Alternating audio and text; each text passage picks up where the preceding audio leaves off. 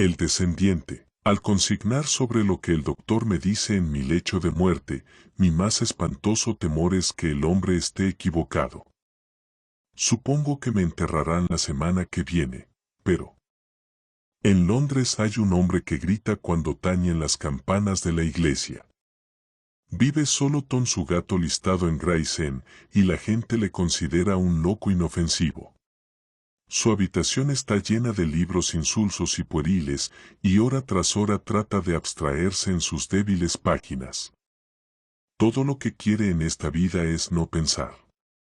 Por alguna razón, el pensar le resulta espantoso, y huye como de la peste de cuanto puede excitar la imaginación. Es muy flaco, y gris, y está lleno de arrugas, pero hay quien afirma que no es tan viejo corno aparenta. El miedo ha clavado en él sus garras espantosas, y el menor ruido le hace sobresaltarse con los ojos muy abiertos y la frente perlada de sudor. Los amigos y compañeros le rehuyen porque no quiere contestar a sus preguntas. Los que le conocieron en otro tiempo como erudito y esteta dicen que da lástima verle ahora. Ha dejado de frecuentarles hace años, y nadie sabe con seguridad si ha abandonado el país o meramente ha desaparecido en algún callejón oscuro. Hace ya una década que se instaló en Gravesend y no ha querido decir de dónde había venido, hasta la noche en que el joven Williams compró el Necronomicon. Williams era un soñador y solo tenía 23 años, y cuando se mudó a la casa antigua, percibió en el hombre arrugado y gris de la habitación vecina algo extraño, un soplo de viento cósmico. Le obligó a admitir su amistad cuando los viejos amigos no se atrevieron a imponerle la suya, y se maravilló ante el espanto que dominaba a aquel hombre lúgubre y demacrado que observaba y escuchaba. Porque nadie podía dudar que andaba siempre vigilando y escuchando. Vigilaba y escuchaba con la mente más que con la vista y el oído, y pugnaba a cada instante por ahogar alguna cosa en su incesante lectura de alegres e insípidas novelas. Y cuando las campanas de la iglesia empezaban a tañer, se tapaba los oídos y gritaba, y el gato gris que vivía con él maullaba al unísono, hasta que se apagaba reverberando el último tañido. Pero por mucho que Williams lo intentaba, no conseguía que su vecino le hablase de nada profundo u oculto. El anciano no vivía de acuerdo con su aspecto y su conducta, sino que fingía una sonrisa y un tono ligero, y parloteaba febril y frenético sobre alegres trivialidades, su voz se elevaba y se embrollaba a cada instante, hasta que acababa en un falsete aflautado e incoherente. Sus intrascendentes observaciones delataban con claridad que sus conocimientos eran profundos y serios, y a Williams no le sorprendió oírle contar que había estado en Harrow y en Oxford. Más tarde descubrió que era nada menos que Lord Northam, de cuyo antiguo castillo hereditario en la costa de Yorkshire tantas historias extrañas se contaban. Pero cuando Williams quiso hacerle hablar de su castillo y de su supuesto origen romano, él negó que hubiese nada fuera de lo normal en él. Incluso dejó escapar una destemplada risita cuando salió a relucir el tema de un supuesto segundo nivel de criptas excavadas en la roca viva del precipicio que mira ceñudo al mar del norte. Así andaban las cosas, hasta la noche en que Williams regresó a casa con el Necronomicon del árabe loco Abdul al-Azred. Conocía la existencia de este libro desde los 16 años, en que su incipiente pasión por lo insólito le impulsó a hacerle extrañas preguntas a un viejo y encorvado librero de Chandos Street, y siempre se había preguntado por qué los hombres palidecían cada vez que hablaban de dicho libro. El viejo librero le había contado que solo se sabía que hubieran sobrevivido 5 ejemplares a los consternados decretos de los sacerdotes y legisladores, y que todos ellos los guardaban bajo llave, con temeroso cuidado, los conservadores que se habían atrevido a iniciar la lectura de sus odiosos y negros caracteres. Pero ahora, al fin, no solo había descubierto un ejemplar accesible, sino que lo había hecho suyo por un precio risible. Lo había encontrado en la tienda de un judío en el barrio mísero de Clark Market, donde solía comprar cosas extrañas. Y casi le pareció que el viejo y nudoso levita sonreía por debajo de la maraña de su barba en el momento de su gran descubrimiento. La voluminosa cubierta de piel con cierre de latón era llamativamente visible y su precio absurdamente bajo. Una simple mirada a su título bastó para sumirle en el delirio, y algunos de los diagramas insertos en el texto redactado en un latín vago despertaron los recuerdos más tensos e inquietantes en su cerebro. Comprendió que era absolutamente necesario llevarse a casa el pesado volumen y empezar a descifrarlo, y salió de la librería con tanta precipitación que el viejo judío dejó escapar una turbadora risita al verle salir. Pero una vez en su habitación, descubrió que la letra ennegrecida y el estilo degradado eran excesivos para sus conocimientos lingüísticos, y fue a ver, no muy convencido, al extrañamente asustado amigo para pedirle ayuda en aquel latín deformado y medieval.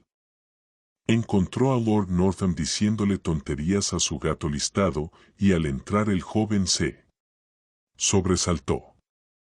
Se estremeció violentamente al ver el libro, y se desmayó cuando Williams le leyó el título. Al recobrar el conocimiento, le contó su historia, le habló de su fantástica locura con murmullos frenéticos, no fuese que su amigo tardara en quemar el libro y esparcir sus cenizas. Sin duda hubo algún error al principio, susurró Lord Northam, pero nada habría ocurrido si no hubiese ido él demasiado lejos en sus exploraciones.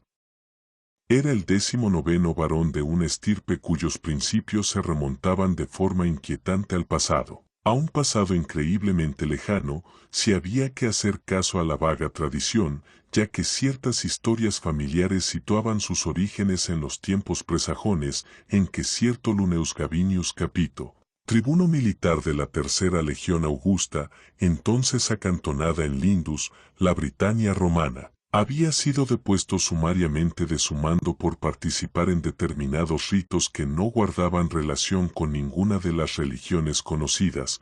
Gabinius, decían los rumores, había acudido a la caverna del acantilado donde se reunían gentes extrañas y hacían el signo antiguo por las noches. Gentes extrañas a quienes los britanos no conocían ni miraban sino con temor, supervivientes de un gran país de Occidente que se había hundido, dejando solo las islas con sus megalitos y sus círculos y santuarios, de los que el más grande era Stonehenge. No se sabía cuánto había de cierto, naturalmente, en la leyenda que atribuía a Gabinius la construcción de una fortaleza inexpugnable sobre una cueva prohibida y la fundación de una estirpe que ni pictos, ni sajones, ni daneses, ni normandos fueron capaces de exterminar, o en la tácita suposición de que de dicha estirpe nació el intrépido compañero y lugarteniente del príncipe negro, a quien Eduardo III dio el título de barón de Northam. No se tenía certeza sobre estas cosas, sin embargo, se hablaba de ellas a menudo, y en verdad, la torre del homenaje de Northam se parecía de manera alarmante al muro de Adriano. De pequeño, Lord Northam había tenido extraños sueños, cada vez que dormía en las partes más antiguas del castillo, y había adquirido el hábito de contemplar retrospectivamente, a través de su memoria, escenarios brumosos y pautas e impresiones ajenas por completo a sus experiencias vigiles. Se convirtió en un soñador a quien la vida resultaba insulsa y poco satisfactoria, en un explorador de extrañas regiones y relaciones en otro tiempo familiares, pero que no se encontraban en ninguna de las regiones visibles de la Tierra. Dominado por la impresión de que nuestro mundo tangible es solo un átomo de un tejido inmenso y siniestro, y que desconocidas potencias presionan y penetran la esfera de lo conocido en cada punto, Northam, durante su juventud y en la primera etapa de su madurez, apuré, una tras otra, las fuentes de la religión formal y el misterio de lo oculto. En ninguna parte, sin embargo, pudo encontrar satisfacción y contento, y al comenzar a envejecer, los achaques y las limitaciones de la vida se fueron volviendo cada vez más enloquecedoras para él. Durante los años 90 se interesó por el satanismo, y siempre devoró con avidez cualquier doctrina o teoría que pareciera prometerle la huida de las cerradas perspectivas de la ciencia y de las leyes tediosamente invariables de la naturaleza.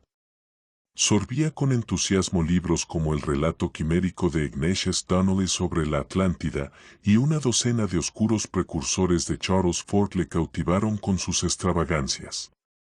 Recorrió leguas para seguir la pista de un relato sobre un pueblo furtivo de anormales prodigiosos, y una de las veces fue al desierto de Arabia en busca de la ciudad sin nombre, de la que había oído hablar vagamente, y que ningún hombre había contemplado. Allí sintió nacer en su interior la fe tentadora de que existía un acceso fácil a dicha ciudad, y de que si uno lo encontraba, se le abrirían libremente las profundidades exteriores cuyos ecos vibraban tan oscuramente en el fondo de su memoria. Puede que estuviera en el mundo visible, o quizá estaba solo en su mente y en su alma. Tal vez guardaba él, dentro de su cerebro, aquel vínculo misterioso que le despertaría a las vidas anteriores y futuras de olvidadas dimensiones, que le uniría a los astros y a las infinitudes y eternidades que se encuentran más allá de todos ellos.